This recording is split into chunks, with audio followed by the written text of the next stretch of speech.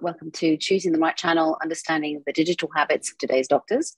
I'm Christine Mackay, CEO and founder of the business animation studio Salamandra UK. We create visual, static and animated content in 2D, 3D, AR, VR onto any platform, which is appropriate today, in a number of industries, including, of course, pharma. So James Harper from 28B and I founded this group in October 2018, which is for anyone working in the pharmaceutical industry interested, should I say, in learning more about multi-channel marketing, featuring presentations from channel experts from within and outside the industry. And members are encouraged to share best practice, ABPI compliant case studies, and we welcome group discussions at the end of the event. So our format is that we have at least 3 speakers on various topics with a Q&A at the end of the session. So put your questions in the Q&A, please, and we'll get to them answered at the end of the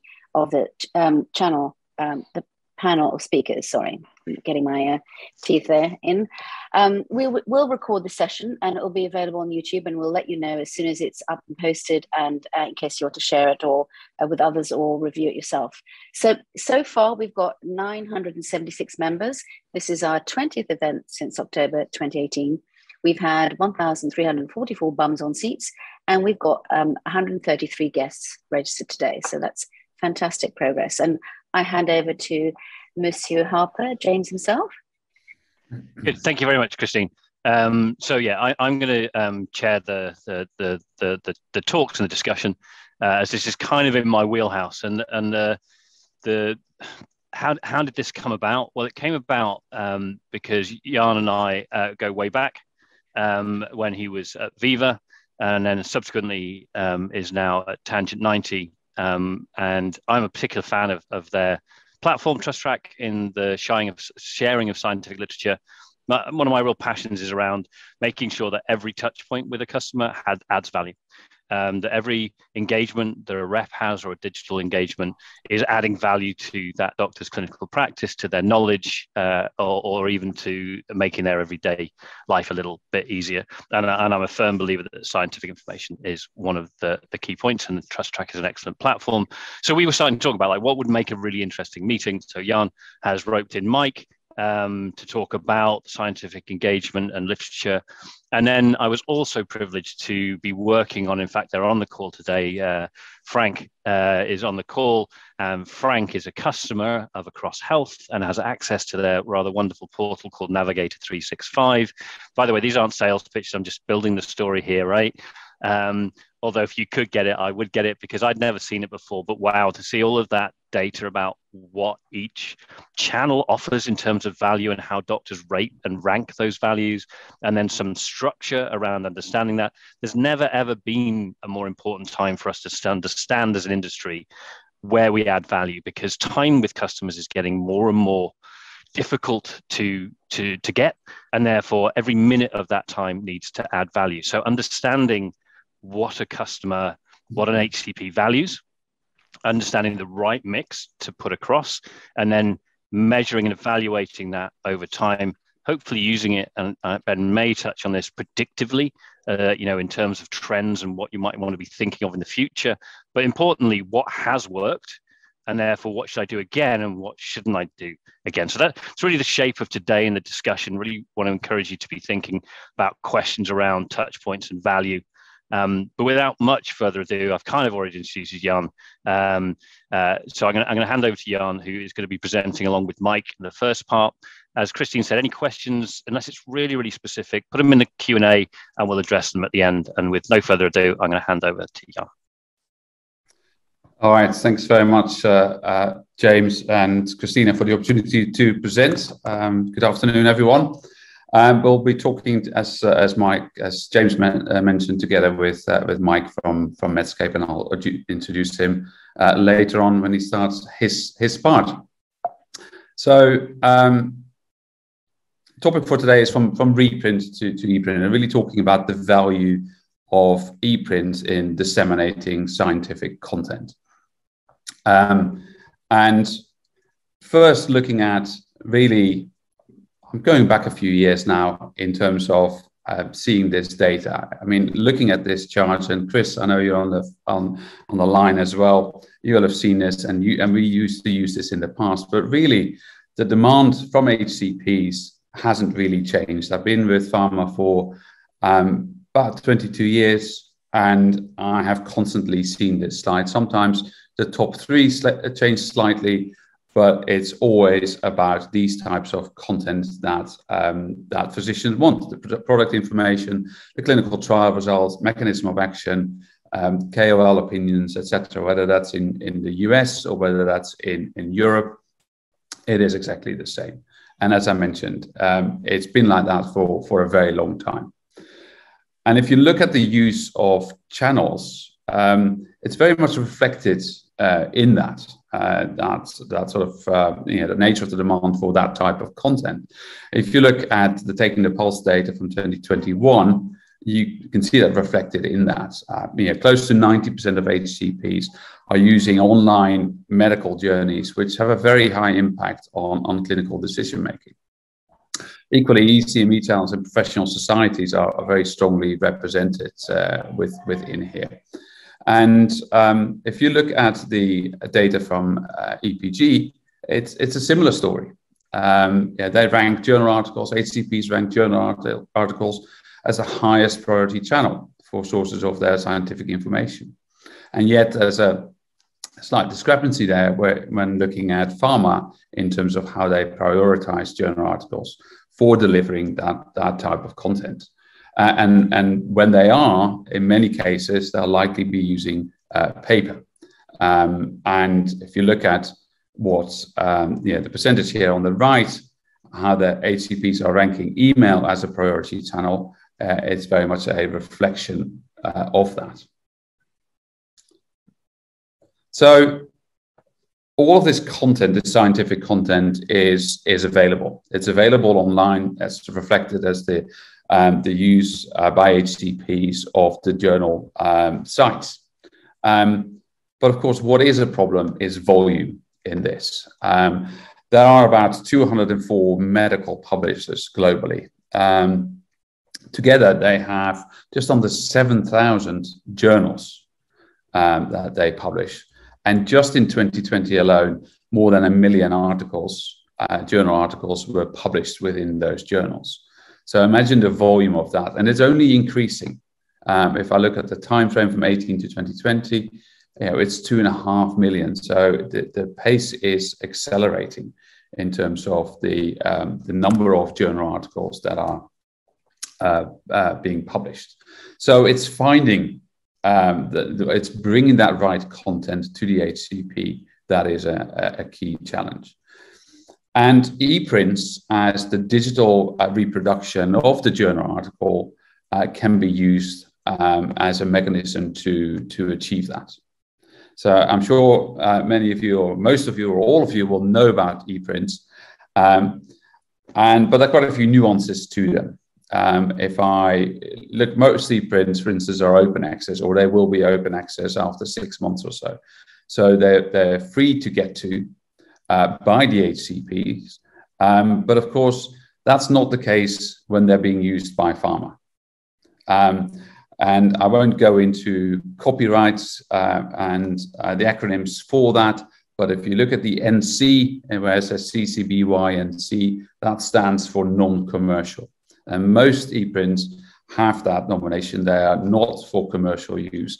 So the moment anyone within pharma would think, oh, well, just pick a URL from the New England Journal of Medicine website and put that in my email and send it to them, that is breaching the terms and conditions of the publishers, because that is a commercial use, i.e. you need to contract for that. Having said that, the use of ePrint is hugely on the up. Physicians, as we've seen in general, have switched to digital, and the usage of ePrint, the downloads, as well as the view only is up dramatically. And I'm hoping I'm not stealing any of your data, Ben. But this is key, because what this is showing is that adding ePrints to your email channel, and that's mostly the approved email channel, And of course, your web portal will enhance the value of that, particularly if you look at how they value that content being delivered through those channels. So when it comes to the downloadable scientific content article on the website or delivery through email, it has high impact, but it's still relatively low reach, which is great news, right? Because that means there is plenty of opportunity to go after that. But thank you, Across Health, for including that in your research recently. So what does this mean if I look at the pharma industry? Well, it means it's a great opportunity because, of course, the pharma industry has the deep understanding of everything about the HCP, all of their interactions, all of their profile data, all of their behavior data, etc. Combine that with a convenient a delivery mechanism that is convenient for the physician, and of course access to this peer-reviewed content provides a great opportunity to drive a better dialogue with the HCP. And this is, of course, where the overall opportunity is, and it delivers on the needs of the time-poor HCP. And it doesn't stop with just ePrint content. When we talk about ePrints, we typically talk about the original article, so the article that was published in the journal after the submission by the pharma company to the publishers and after the peer review by the publisher. But of course, these publishers are creating more and more content that is related to that, directly related to the original paper, such typically as quick take videos that could be used, or the research summary, but also broader information that is available, and information, for instance, about the therapeutic area or the disease area. So it provides an opportunity to actually go beyond the brand and provide more scientific information that should be pertinent to the HCP, but away from the original ePrint article. So with regard to the broader disease area or therapeutic area. Now, there are lots of challenges. I mentioned the non-commercial use classification that most content has. There is other aspects around regulatory requirements. For instance, in the US, the capture of the transfer of value for ePrints, and now in France, I believe, as well. So that's changing, although it's seen as medical information. It's typically exempt from the recording of transfer of value, but we see this coming over now, starting in France. And of course, the distribution needs to be tracked. There needs to be insights coming from that. Consent needs to be managed as part of the interaction. And importantly, from a publisher perspective, the copyright needs to be protected. And of course, the experience needs to be straightforward, particularly for the HCP. Minimum number of clicks to get to the content, ideally only just one. And that's what needs to be achieved to meet those demands of the physician. And as I said, the technology exists to address those challenges. And to address those challenges across all of the different channels that could be used by the pharma industry. I mentioned approved email. It's a great use case, and I think I saw Sebastian on the line as well. You'd be pleased to hear from a user perspective, there is zero difference. If you were to see TrustTag being used within approved email, there's no difference from any other content. And it's a good channel to use this in. We've got a recent case study where an open rate of 47% was achieved through that channel using ePrint content, as well as a click-through rate of in excess of 30%, which of course is very high. So a great use case within approved email, but as is clear from this slide, it can be used across any channels. We see a great increase in the use through pharma websites, delivering ePrint content through that. Through the WhatsApp channel as well is increasingly happening, but also sharing this through events like this, through webinars. on the spot share this scientific content, these e-prints. So many different channels that are available through which you can distribute e-print content, and it's really to match the physician demands or use of the particular channel that they prefer. And finally, I shouldn't forget, of course, with events, physical events coming back, pharma congresses, medical congresses, there's a great opportunity to distribute this type of content through that channel as well. It was done in large volumes through paper in the past. What if you could track through this mechanism every single participant and every single person who turned up at the booth or came from the symposium to your booth to capture those interactions whilst sharing e-prints to build up a broader view of the customer and enable the follow-up. So there's a much broader opportunity, which I won't go into, but obviously e-prints form a great opportunity for better engagement, to drive that interaction around scientific content.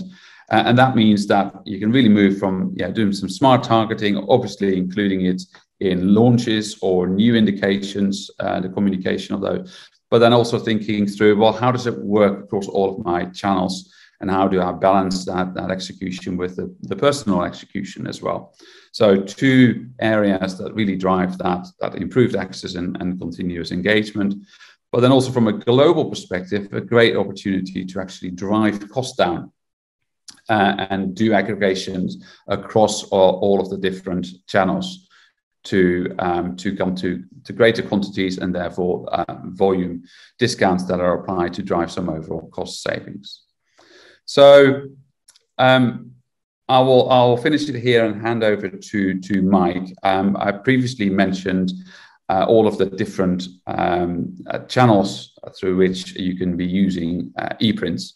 And one of those is, of course, third-party HCP networks. And we all know that there's a significant usage of those types of platforms by HCPs.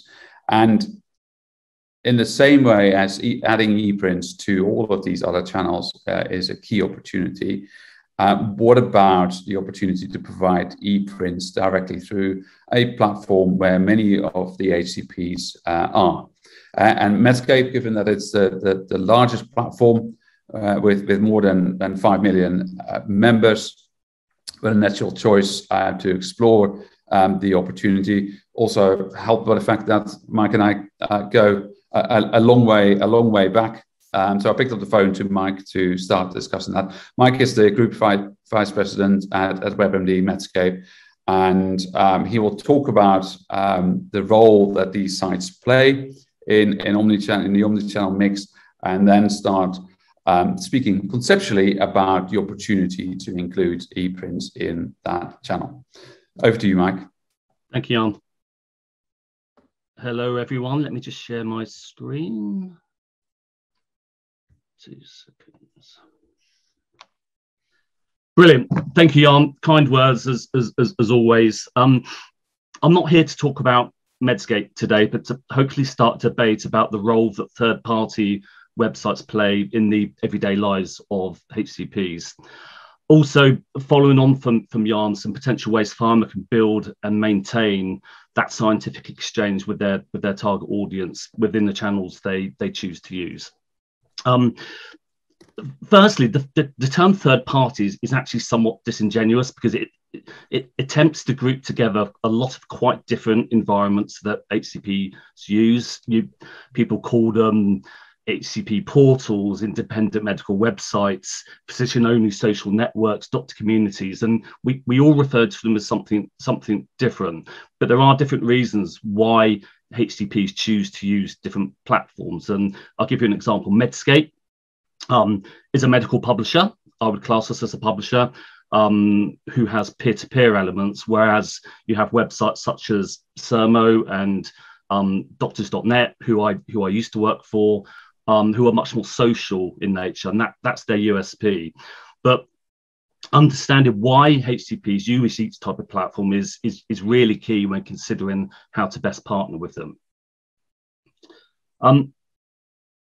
Firstly, let's put ourselves in the mindset of the average consumer. And I appreciate that this analogy isn't perfect. I'll probably get a few comments for it, but it's blunt for a reason. 15 years ago, where would we go to buy phone cases, books, cat foods, all of that kind of stuff? We might go to something called a shop, or we might go to an early brand website with a terribly clunky shopping experience. And then our lives changed, and given how time poor we are, this new, more streamlined, and you could argue more customer-centric approach is now pretty much the norm. And it's been driven totally by user preference, and unfortunately, the average high street has borne the brunt of that preference. But how does that apply to the world of pharma marketing? Well, HCPs are no different at all. They're consumers too, and they value the same approach professionally, but within an environment that they trust, and increasingly on their own terms. And this is where pharma needs to think very carefully about that everyday customer journey that their target audience takes, and how to best engage with them. Firstly, no doctor needs information from just one pharma company. We all know that. And they need information from multiple sources to do their job properly. Secondly, most pharma companies now have their own professional portals. You can see a few here. But is a doctor going to want to go to each of these individually for this type of info? They simply don't have time. I know all big pharma companies believe that their websites are different and unique, but are they really? And is pharma getting to anything at scale beyond their most loyal audience? And again, I'm not so sure. And the data backs this up, and I'm sure Ben's going to come on to this a bit later in some of his slides. But every single HCP report I've seen scores pharma-owned websites relatively lowly when it comes to preferences for information, credibility, or trust. And I'm not saying at all that pharma digital or pharma-owned channels don't have a place. Of course they do, but we should probably pay more consideration to what the audience finds valuable. And this is where I believe that endemic HCP sites, such as Univardis, such as Medscape, I'm trying to be fair and balanced here, such as doctors.net, that's where sites like this come into the equation. I'm sure many of you have seen this survey already. Jan has referred to it already. If you haven't seen it, get hold of it.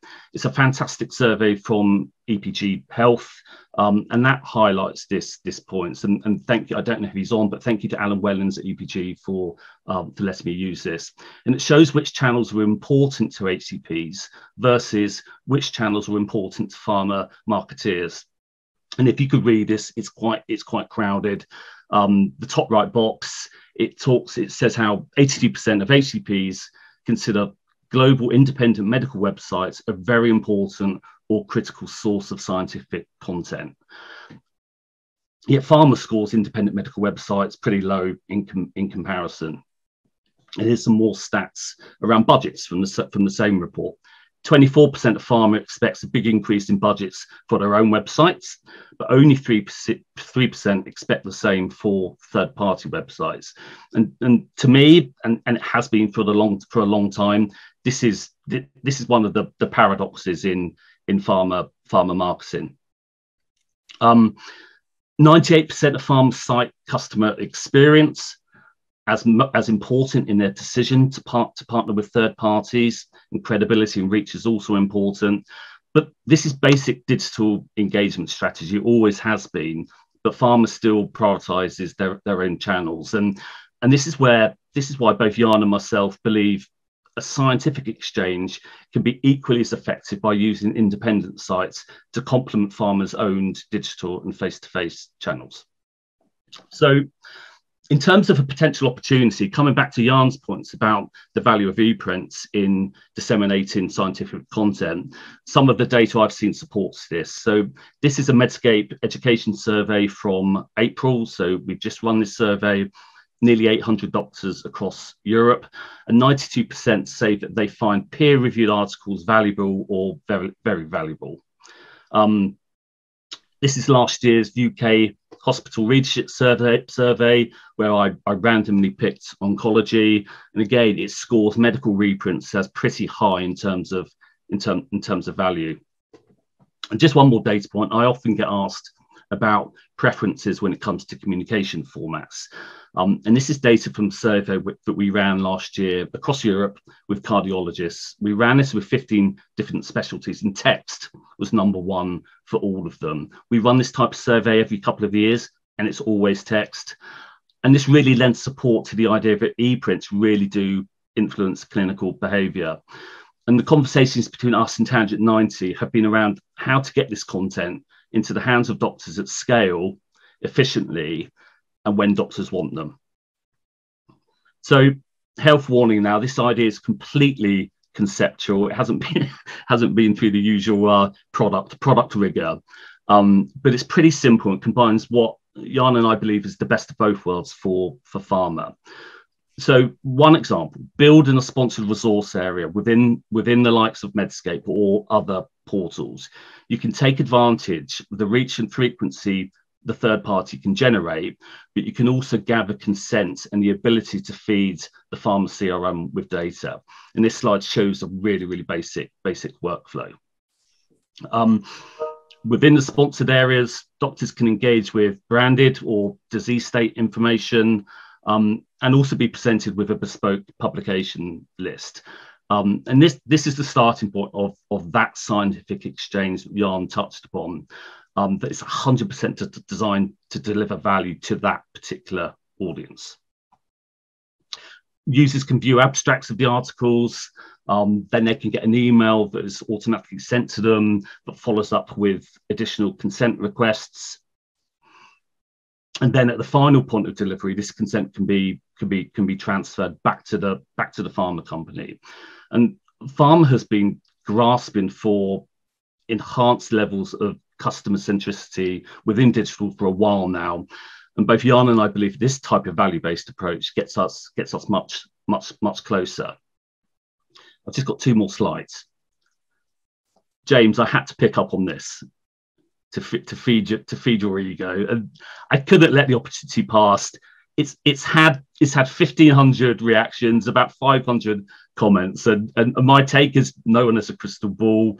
I don't think the field force is going away. I think it will evolve. I think what you can't dispute, though, is that doctors will be increasingly in control of how and when they engage with the industry. But I was sent this cartoon last week, and I thought it would be a good endpoint for this presentation. Hope you can see it all. But thank you ever so much for your time. Thank you, Mike and Jan, and for that. Thank you, Mike and Jan, and for that cartoon, which I feel only too much when I was out repping and often stuck in the waiting rooms reading the dog-eared patient information leaflets that were stuck up on the wall in a wire hanger. Thank you for that. I'm just going to make a comment on that before we hand over to Ben, which I'm a massive fan of rep-triggered emails. I think it's a really, really, really important channel for our field teams to engage with customers and to deliver value, whether they be Viva-approved emails or OC emails or emails through any of the other platforms, Xevo, etc. We've seen a 363% increase in those sent. That's Viva Pulse data, so that is through the Viva platform globally. So there's been a huge increase in the number of emails sent, and potentially that's undermining that channel. We've got to really challenge: are those emails delivering value? Are they appropriate? My view is that those emails should always, well, not always, but should predominantly be there to enhance and support the conversation that's been had. And often the reprints, the scientific e-prints that come off the back of that are really key. Our clinicians in a recent study, this was the Creative Communications Group, Creative Engagement Group, part of Ashfield, showed that 23% of our customers are feeling overwhelmed by emails from pharmaceutical companies and reps. So it's that balance, right? It's making sure not to undermine that channel, to deliver value. I think e-prints are really key in that.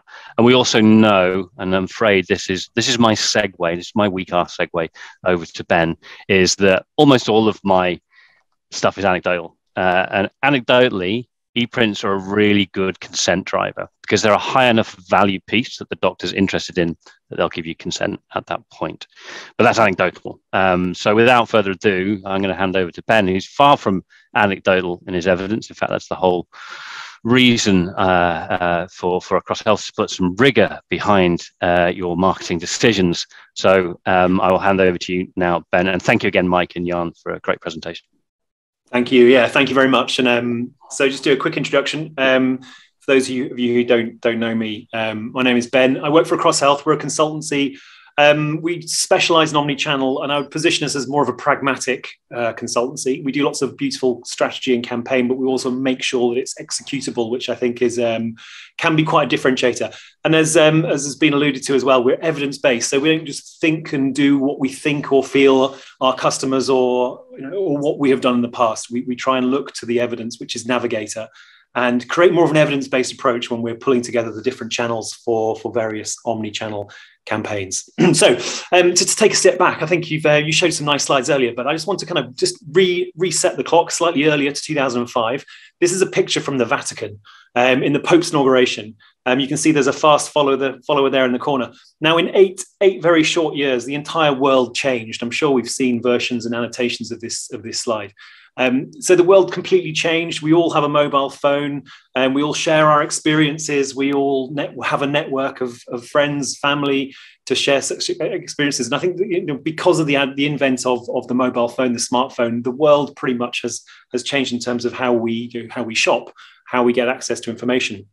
If I'm going to stay with this, the Pope theme, the Pope has also embraced, and the Catholic Church have also embraced all things social media. You can see that the Pope has his own Twitter feed, and also, interestingly, follows 8 people, which always makes me slightly nervous. In case one day the Pope starts following you on Twitter. And there's also a wearable and also an app as well. So again, they've embraced all things omni-channel. So why do we suffer? Why does pharma struggle in this space? Now, just to give you a bit of background on what is multi-channel, what is omni-channel, we've all heard what is multi-channel. And it's not rocket science. Back in '67, we changed this. He was an educational psychologist. He realized that if you change the message, you change or vary the channel, you get the biggest impact in terms of sales or behavior change. Very, very simple. You change the message, you change the channel, then you get a big impact. But then along comes omni-channel. So what is omni-channel? What is multi-channel? How do the two differentiate? What is the difference between the two? So I think we're all probably on the same page in terms of what is multi-channel, omni-channel. Multi-channel very much is you use typically the same channels to push the same message, and you sit back and wait for the results to come in. Very, very product or brand focused. So now we're moving towards more of a customer-centric perspective, where individual physicians or customers can actually pick and choose the channel. They can get access to content that really resonates with either their learning style or resonates with their interests. And it gives a very much more of a personalized content, personalized experience. So, a lot of companies now are talking the talk. I'd say very few are actually walking the walk when it comes to omni-channel. And it's where, we are helping a number of customers put in a framework to allow and allow physicians to actually move in this space. It works, by the way. This is a recent, actually not too recent, published study from GSK. It's a Trelegy, which is a respiratory brand.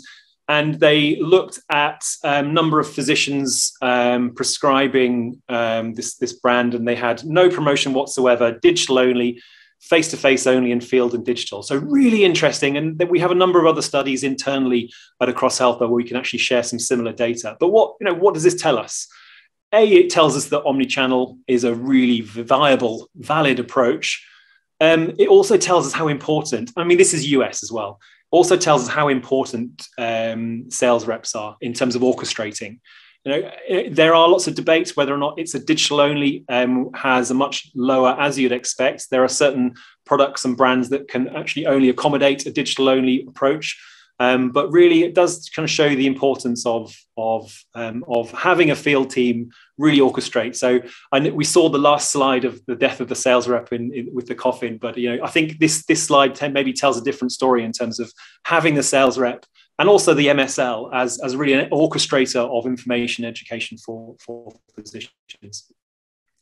Okay, before we talk about channels, I just want to talk about the actual, the channel habits. And I think there are three big trends that are currently have a huge impact on what channels do physicians use and why they use them. The first one obviously is COVID. We all know of physicians, especially in the UK, and the UK data. I've looked at UK data for the rest of this presentation.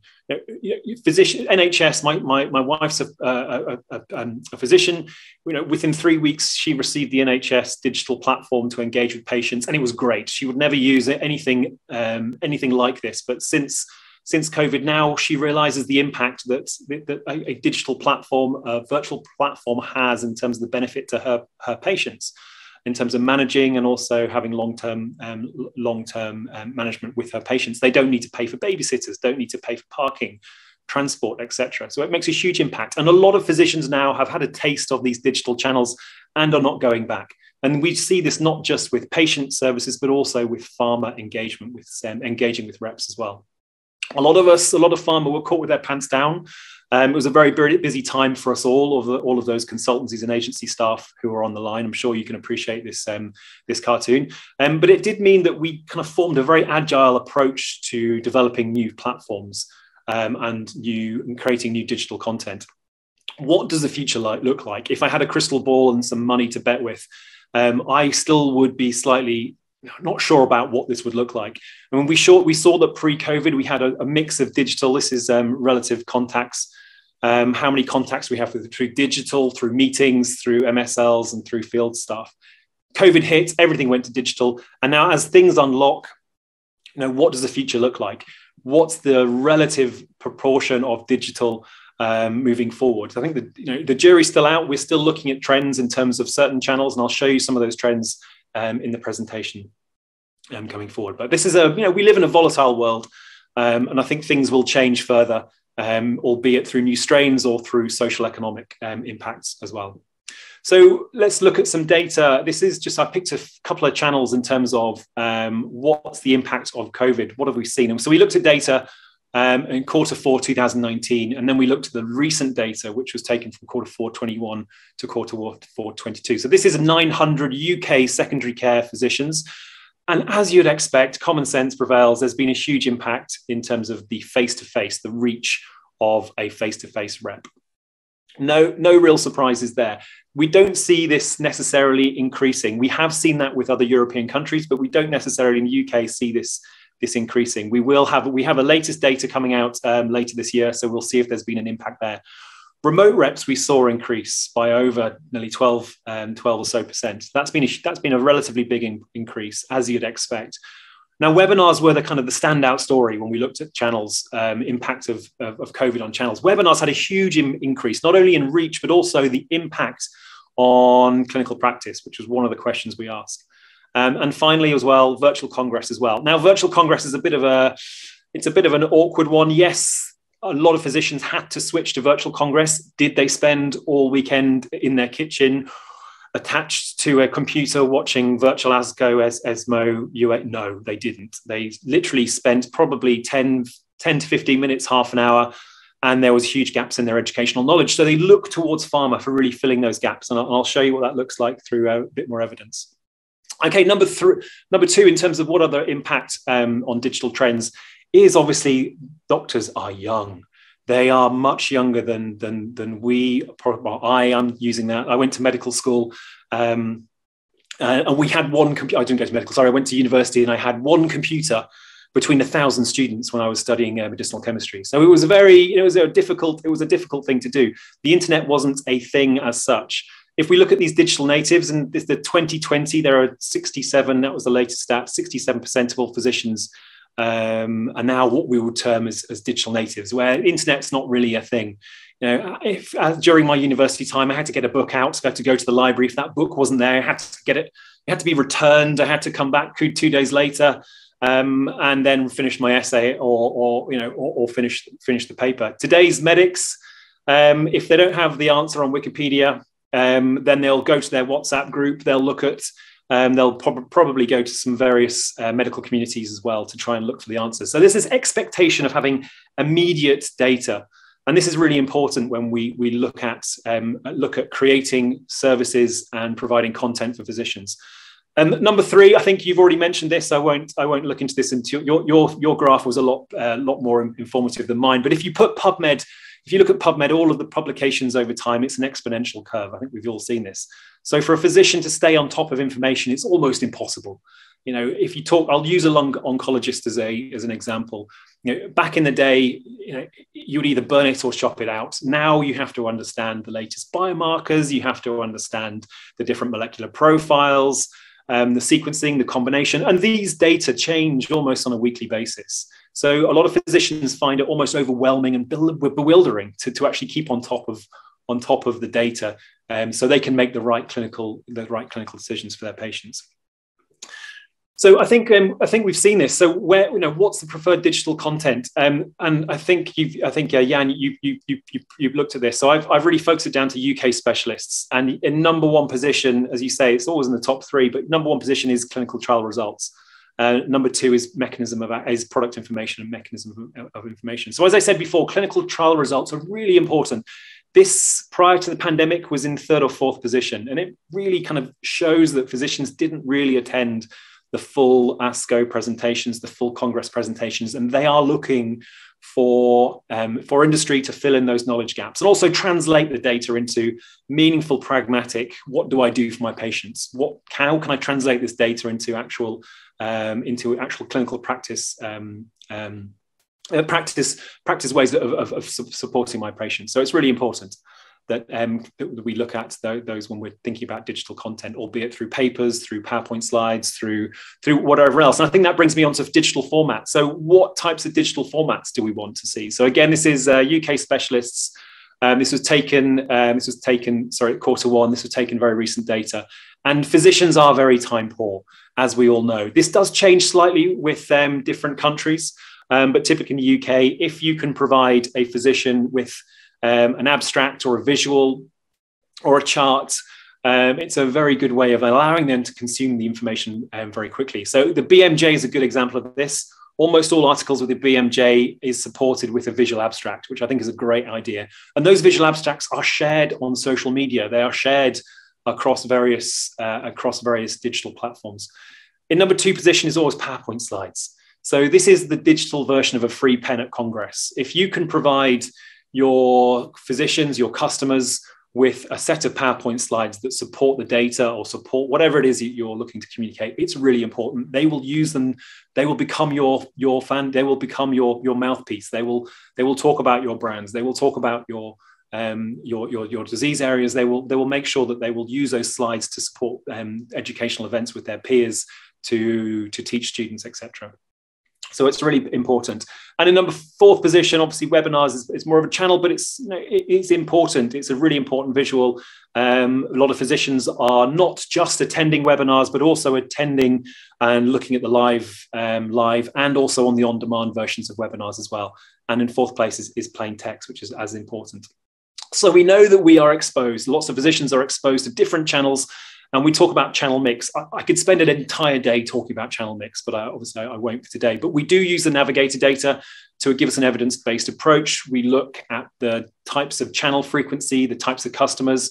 We look at the various deep dive into various sales, marketing, and medical channels as well to really understand what the core content and the context is. We look at the relative third-party, which third-party articles, journals, emails, and also websites are really important and have a good reach. And we also look at the company benchmarking as well to look at who's doing well in what version. So for the data, we look at over 50 channels. I won't go through these channels in detail, but we split them between promotional channels, medical channels, third-party paid channels, and also earned channels. And what we do is we ask 2 questions. We look at the relative reach from 0 to 100%. It's 100% in terms of what channel have you seen in the past 3 months. And then we ask, to what extent did this channel influence your clinical decision-making on a score from 0 to 10? And based on those 2 questions, we can then chart out the relative reach, how popular a channel is, and also how impactful a channel is. So this is UK, a mixture of UK specialists. I've only picked out a handful of channels And this is the latest data that we have. So here you can see the relative reach of a pharma-owned website is around about that 30%. That's no real surprises. You can see also the rep here is slightly lower than a website. Again, a physician, if they can't talk to a rep, they go straight to the website to continue that promotional conversation if the infrastructure is right, if you have the right channel mix in place. For the medical channels, you've seen this, the webinars, typically this came from it still holds a relatively high, almost in a lot of markets, is the highest reaching digital channel. And you can see here is also the third-party website, which is relatively in the same kind of position in terms of both its reach and impact. I've included in here the digital publications and printed offline publications as well. We look at those two dots, and typically these are very high-reaching and also high impactful. So no real surprises. But what has an impact? What's the impact of COVID on these different channels? So I think I showed you this. Start with the rep. The rep, obviously, we saw this plummet. So this is 2019 data, the stripes, and this is the red. The red block is actually where it is right now. So we saw this trend in terms of a rep. The impact didn't change, but the actual reach did. We saw the impact and the reach of a webinar change quite considerably. We do see a bit of creepage now in terms of impact, but it's keeping that same kind of reach levels. And for face-to-face MSLs, again, the same story as a rep. You know, they are struggling to see physicians face-to-face, and will be interesting to see what the latest iteration of this data says in terms of face-to-face, see if it's creeping back up again. Digital publications and printed offline publications didn't really change, I'd say. Didn't really change, but obviously pharma-owned websites, there was a bit of a change in terms of its reach and also its impact, but nothing as grand as the webinar. If I stay with the website, I mean, what are the key issues that physicians have with websites, pharma-owned websites? If I had more time, I'd ask you to put the guesses inside the chats, but I'll put you out of your misery. There's no issues. The majority of physicians don't actually have that much of an issue with a pharma website, but I do want to iterate what Mike said earlier about third-party websites. You know, it's a very much, they are consumers first, physicians second. And you know, having a consolidated approach, one of the key frustrations is it takes too long to find the information I need. You know, if the Novartis portal doesn't show it, maybe the Pfizer Pro does. It is frustrating from a physician's perspective to make sure they get all access to all the disease area information and data. In third position, typically it's too promotional. I think we're moving away from that position now. I think a lot of companies now are moving into more of an educational content. Leave the promotion stuff to the reps, the face-to-face. Educational portals should be exactly that, educational. And I do not like to have to log in and share personal details. Again, technology allows us to remember who the doctors are. And physicians typically don't really mind giving that much of a consent as long as it's a transaction. So always think about that from the perspective of a physician. I'm happy to give my consent as long as I get something back in return, albeit information, scientific data, or something that's valuable to my clinical practice. And lastly, I think I'm going to show the visual version of the graph that Jan showed. So in terms of functionality for UK secondary care physicians, now this is interesting. So again, we use the same methodology. We look at reach and we also look at the impact on clinical practice. And you can see in the top right-hand corner there is registering for a webinar. They want to, and I would always try and include that on a homepage or at least somewhere as soon as they land on that page, there should be, we've got an educational event happening soon.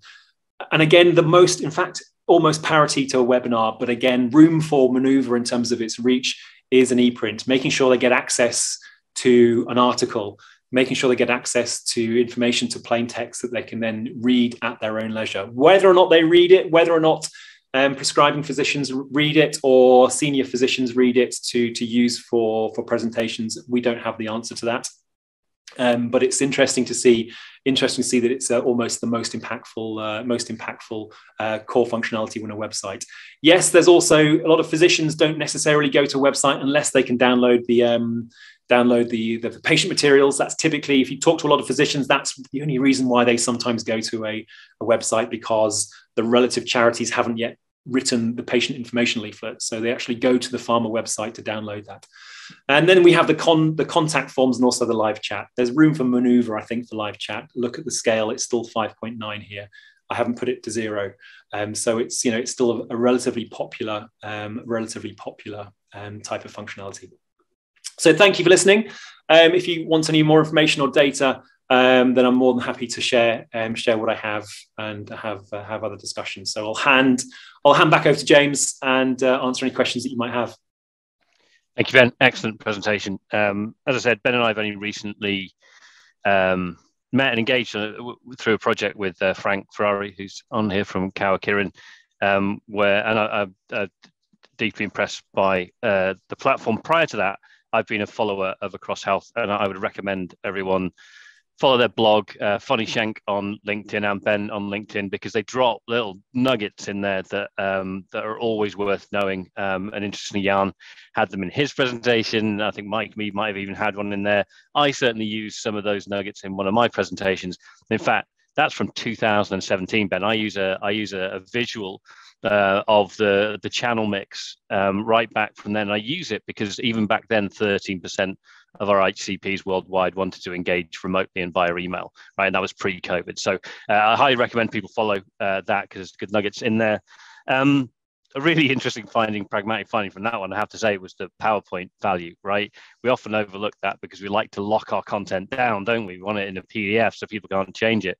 But, you know, a lot of these platforms today, Viva, OC, etc., support Xevo, I'm sure, I don't know enough, support the distribution of PowerPoint, etc. That's a really good insight, just a small pragmatic one for me, which I'm going to steal. We have had one question, and I'd encourage other questions. One of the things, just while we're discussing this, I'd be really interested in how, if anyone has comments from pharma companies or agencies that have been supporting companies on how you currently prioritize scientific e-prints, etc. Whether it is a focus. You saw there wasn't that much investment in it, certainly to what the doctors were hoping, but I'd be really interested to see if there's that's happening in your organizations. But I'm going to jump. Chris is being greedy and asked two questions. It's because I suggested Chris was going to ask a question, so he's banking them up. So let's go with question one from Chris Bartley, who's now at Lucid. How many articles do HCPs read for more than 60 seconds per year on average? No doubt they are good access or permissions tool, but I wonder what the real readership of most papers is with prescribers rather than researchers and academics. And I know, Jan, that you have tracking built in that we can get the download data of these e-prints back into CRM, etc. What about any sort of insights you might have around the amount of consumption that goes on? Yeah, it's a good question. The answer to that is slightly more tricky because from a user experience perspective and from what the HCPs on the whole want to receive is the download version. And of course, the moment they download the e-print, there is no tracking beyond that. And the vast majority is delivered in that way because they want to retrieve it, have a quick look, and then store it for future reference. Great. I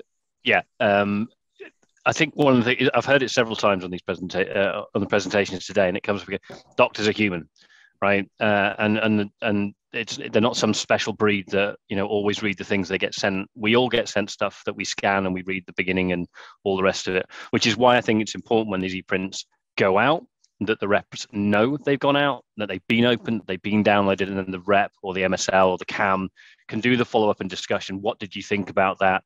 So as I said before, I think they're an incredibly powerful conversation continuum tool. Doctor, it's been great to see you today. I'd really like to send you this clinical study. If you can have a read of it, we can discuss it next time, which means even if you don't get all the way through, you've got that continuum of conversation. I don't know if Ben, if you have anything to add to that, or Mike, if you've got any insights around non-researchers actually consuming scientific literature in full. I don't know if you've got any insights there before we move on. Nothing really, but just to reinterpret, you know, if you haven't seen the BMJ's version of their visual abstracts, I would get everyone to look at that as a good example. A lot of more companies are moving in that direction. GSK's posters have various QR codes which allow you also to listen to the poster, to view the mobile-friendly version of the poster, and also have the plain language version. So it's about adapting, making a very long paper really consumable for different learning styles and different, if you have various physicians have different how much time they're allowed or how much time they can actually afford to reading a full paper. So it's about making that as easy as possible. Good point. Mike, do you have anything? Just to add to that, and it's very much in line with that point, you see publishers like the New England Journal of Medicine actually incorporating quick take videos within their ePrint. So it's almost a single experience, but they can start seeing what they're engaging with first.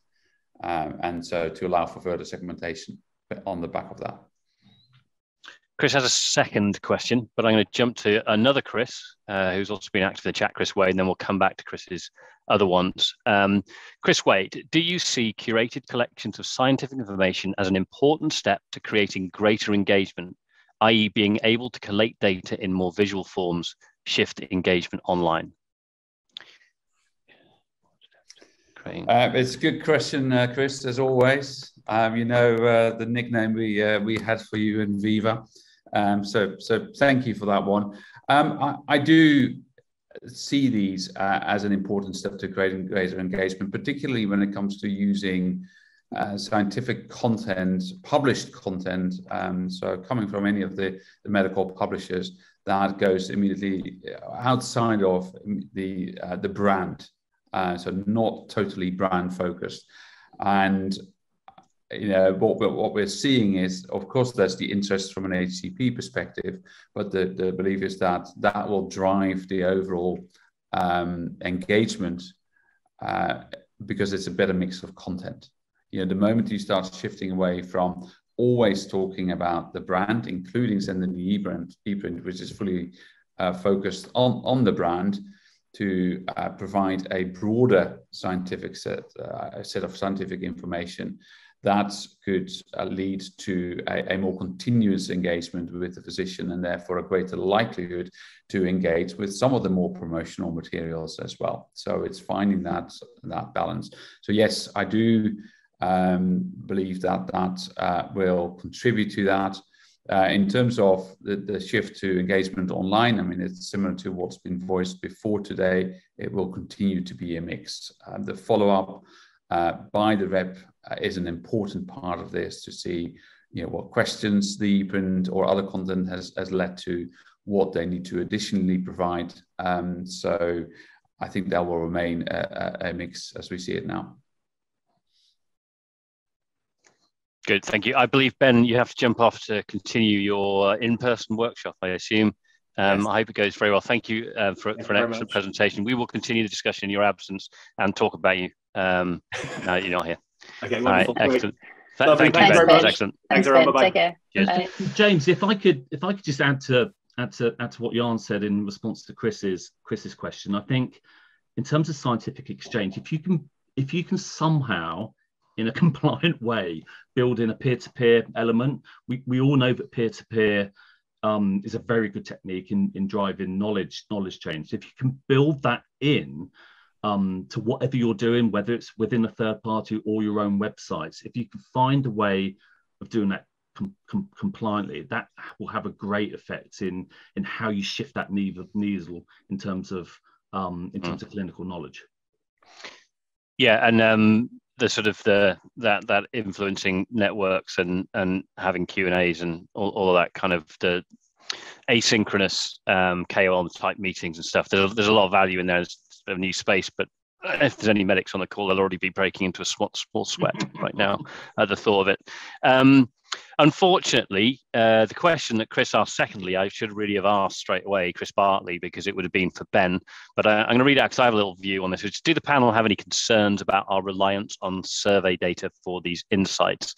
I worry that it's often not that the representative of prescribers' behaviours particularly. Don't we need a lot more observational and ethnographic data to help us understand use versus preference and place these insights into context? Chris, I have the same concern. Whilst I have become a bit of a fan of the Navigator portal, I often wonder if clinicians are answering because they think that's the right answer, and that the reps, because I often sometimes see that, I'm a massive advocate of reps. And by the way, if you saw that thing that Mike put up of the Pharma rep on a gravestone, that was a LinkedIn post I did. It's now hit 243,375 views. I do not believe that this is the end for the rep. I put that up there to generate interest, and boy, did it generate interest. I firmly believe that the rep is in the mix. I actually think they have maybe more impact than clinicians admit that they do. I think they're the ones that close the deal. I think webinars and scientific literature create the need, create the interest. But at the end of the day, it's a rep, a CAM, or an MSL that gets that decision made. That's my own personal view, anecdotal as always. So going back to Chris's question, Mike, Jan, do you have any concerns about it being, preference versus actual life and use? Yes. Mike, first. All yours, Jan. I was going to comment on the use of the data rather than the collection of that data, and the tendency to look at that data and think, oh, we're doing fine, rather setting one's own stakes in the ground to go after a particular a goal and level of communication and level of satisfaction that they want to achieve. That is, to me, a greater concern than the whether there's a challenge in collecting the data this way. So, Mike, to your point, yours was a brief yes. It was, and I think it's a really good. I think it's a really good point. Doctors can suffer like anyone from survey fatigue, and I think you're right, James. Sometimes you answer in the way you think you should answer. But I think what was interesting about the data today is that all three of us had similar data from different surveys. They're all pointing in the same direction. So even if you just class it as directional, yep, maybe the follow up then is some kind of deeper, more qualitative type research. Yeah, and I think both points are valid. Jan, it is, well, data is better than no data, but paying attention to the data and acting on it is key, and also not, what is it that another post that did very well is that Pharma uses data like a drunk uses a lamppost for support, not for illumination. We could be guilty of interpreting our own data to suit us, etc. Which is why I have to admit I found the navigated data really interesting, because it does challenge some of my preconceptions that reps are be all and end all when it comes to decisions to prescribe. But I appreciate there's lots and lots of stuff out there. Unfortunately, one of our members, Maria's just had to step off, but she actually, when she introduced herself right at the beginning, I was feeling a bit sorry for her, because when she introduced herself in the chat right at the beginning, she is responsible for a pharma company's HCP portal, and then both presentations were gently knocking at the door of, is that a great idea to have your own portal? That's always been an interesting question. But I had to say I was really liked what you talked about in your presentation, guys, about what I term doctors in the wild, right? That's your space, Mike. It's doctors that we don't have control over. It's not a rep sending them an email. It's not an HCP owned, it's a third party site. How do you capture and engage those with minimum registration, all the rest of it? So having the e-prints available on there as well as on pharma websites, how do you bring that background? You sort of casually said, oh, and that can come back to the pharma companies. Is that conceptual at this point, or is that something you're already working on? Because that's key. It's great to have this data, but only if it's associated to a customer, not to the ether. Yeah, it is conceptual at this point, but Jan and I have discussed, and I think it's possible. In terms of the data transfer, there's a lot of steps we would have to go through in terms of rights and GDPR and all of that good stuff. But I think we can make it work, and it's not ready yet at all. I don't think third parties should ever work alone in the big bad world. I think there is an ecosystem, and it has to link with pharma portals. And I really do believe that pharma portals have their place. It's not me saying they shouldn't exist, but they should equally possibly look at the ecosystem outside of pharma's own channels as well. So it is conceptual, but we believe that it's an idea we can make work. So Sorry, Jan, I don't know if you had anything to add to that. I was about to go off. No, absolutely. So it always makes me think when we think about collecting data on our customers, creating a digital footprint for them that informs our decisions, makes us wiser and better in our decisions. There's a danger of falling into the thinking of like, is this right? Why are we doing this? We're learning more to sell more, etc. And you have probably more exposure to HCPs than I do. Do you think HCPs see this as we do when we look at Google or Facebook having a digital avatar of ourselves, where that data is done to make our engagement with them better, to source the right information? They know I'm interested in X, Y, and Z, and so that comes forward. Do you think, from a B2B HCP point of view, that they would appreciate that data from your website about their interest in a particular e-study is being sent back for the rep to have a more detailed conversation with them, because we're starting to understand their preferences?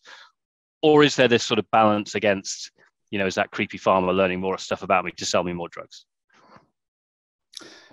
From my overall perspective, it's about what the HCP gets in return for that. And if that's about a more tailored experience that delivers on the needs that they have, it's typically seen as very acceptable.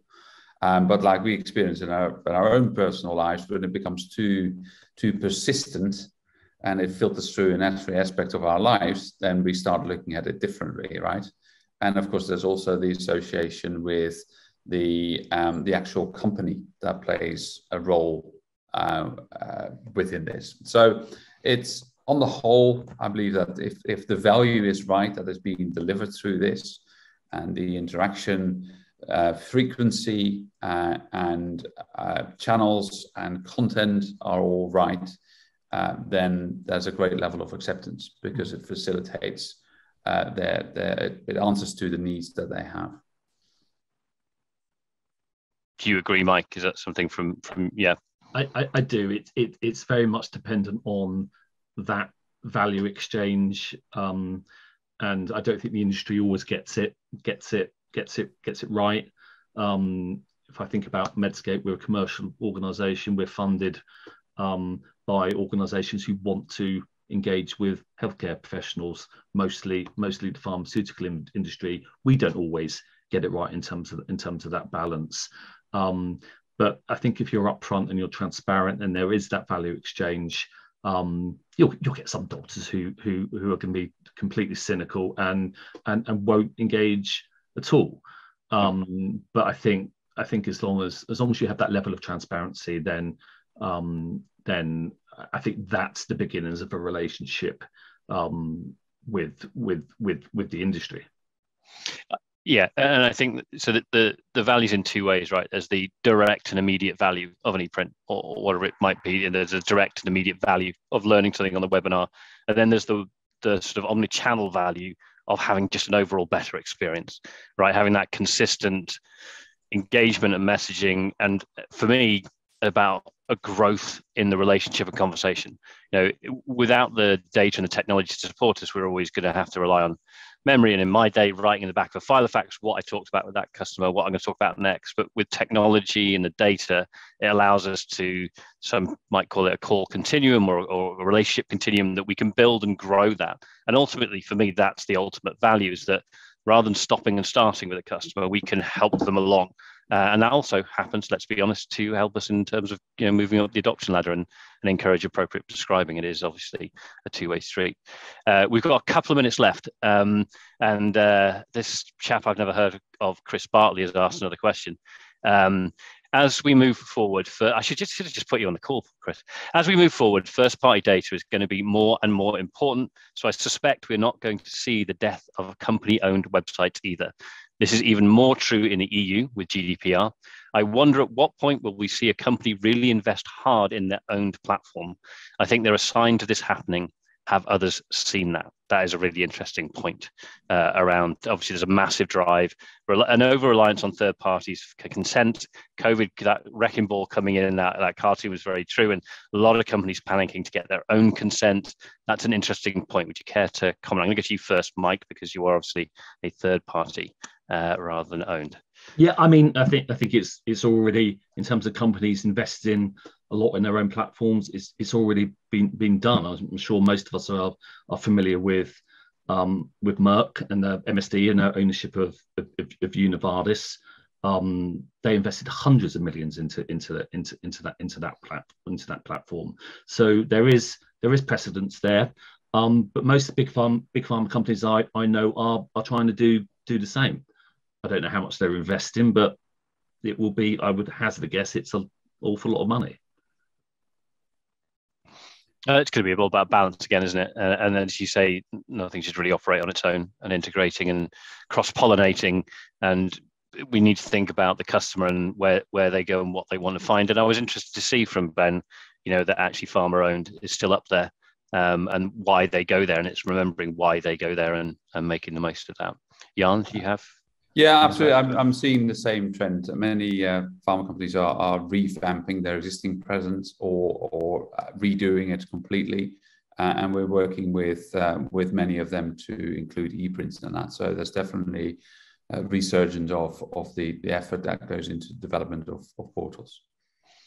Excellent. Well, thank you. I'm going to bring the discussion to a close because we're losing people, and it is the right time. However, I am just because it's right on my soapbox here. Chris, the other Chris, it's the Chris show, but Chris Wade, not in the questions but in the chat, was just commenting on the post that I made, that reps might not be dead, but should the locked down ways we insist they work be consigned to the grave? Technology should and does support compliant working. If we want to build trust with customers, it should start with trusting our colleagues. I could not agree more. The infantilization of field forces over the years, where they've been restricting field notes and locking stuff down, it has to end. We need to trust them to be, as we've discussed before, orchestrating customer engagement, presenting value at every engagement. And that comes from understanding customers, both from a data point of view, but also the fact that they know their customers. So thank you for that one, Chris, because it allows me to end on my soapbox, which is let's trust our field teams, enable them with technology. And on that note, I'm going to say thank you again to Jan and Mike and to Christine for introducing the meeting. I hope you've all found value in this. The recording will be available in a few days or a week or so's time when we've topped and tailed it, and it'll be up on the YouTube channel. And look out for the next notification for the next meetup. Thank you, everyone. Have a great day. Great stuff. Thanks, guys. See you soon. Cheers. Bye. Bye-bye. Bye. Bye.